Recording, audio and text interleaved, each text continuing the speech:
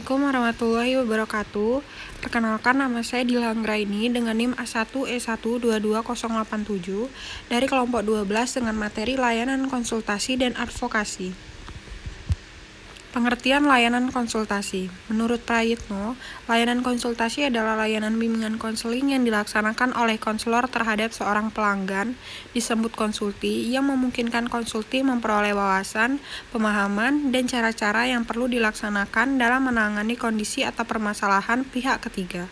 Konsultasi pada dasarnya dilaksanakan secara perorangan dalam format tatap muka antara konselor dengan konsulti. Konsultasi dalam program bimbingan dipandang sebagai suatu proses menyediakan bantuan teknis untuk guru, orang tua, administrator, dan konselor lainnya dalam mengidentifikasi dan memperbaiki masalah yang membatasi efektivitas peserta didik, siswa, atau sekolah. Dijelaskan juga layanan konsultasi, yaitu layanan yang membantu peserta didik atau pihak lain dalam memperoleh wawasan, pemahaman, dan cara-cara yang perlu dilaksanakan dalam menangani kondisi atau masalah peserta didik. Badan Standar Nasional Pendidikan 2006, Brown dan kawan-kawan menegaskan bahwa konsultasi bukan konseling atau psikoterapi, sebab konsultasi bukan merupakan layanan yang langsung ditunjukkan kepada siswa, tetapi secara tidak langsung melayani siswa melalui bantuan yang diberikan orang lain.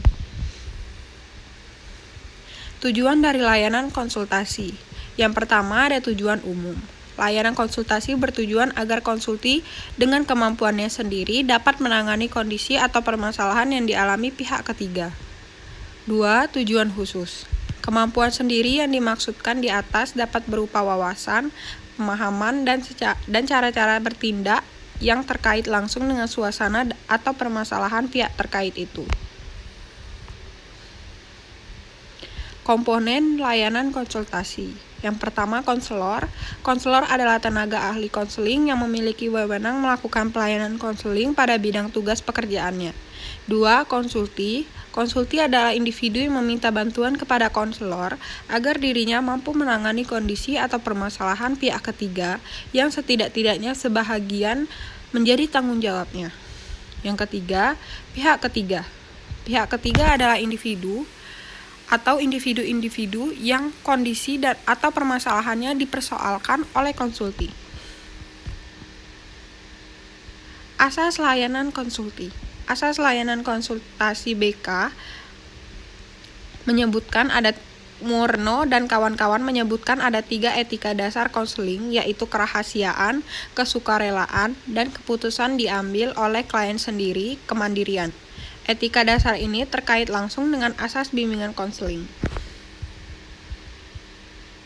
Teknik layanan konsultasi.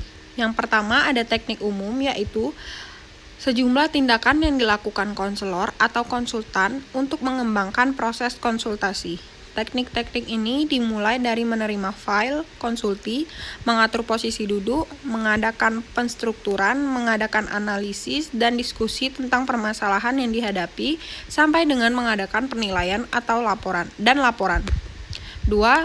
Teknik khusus. Teknik khusus dimaksudkan untuk mengubah tingkah laku klien atau konsulti, khususnya berkenaan dengan masalah yang dialami. Teknik-teknik ini terbentang dari perumusan tujuan, yaitu hal-hal yang ingin dicapai klien atau konsulti dalam membentuk tingkah laku nyata. Proses dari layanan konsultasi. Menurut Ahmad, terdapat 5 langkah proses konsultasi, yaitu: pertama, menumbuhkan hubungan berdasarkan komunikasi dan perhatian pada konsulti. Kedua, menentukan diagnosis atau sebuah hipotesis kerja sebagai rencana kegiatan. 3. Mengembangkan motivasi untuk melaksanakan kegiatan. 4. Melakukan pemecahan masalah. 5. Melakukan alternatif lain apabila masalah belum terpecahkan. Gibson memiliki pandangan lain tentang proses konsultasi. Bisa juga dilewati berbagai tahap-tahap yang dijalani, yaitu: pertama, mendeskripsikan situasi. 2. Menganalisis problem. 3. Memilih solusi. 4. Mengaplikasikan solusi. 5. Mengevaluasi proses dan hasilnya. Selanjutnya ada layanan advokasi. Layanan advokasi adalah layanan bimbingan konseling yang membantu peserta didik untuk memperoleh kembali hak-hak dirinya yang tidak diperhatikan atau mendapatkan perlakuan yang salah sesuai dengan tuntutan karakter cerdas dan terpuji. Fungsi dari layanan advokasi.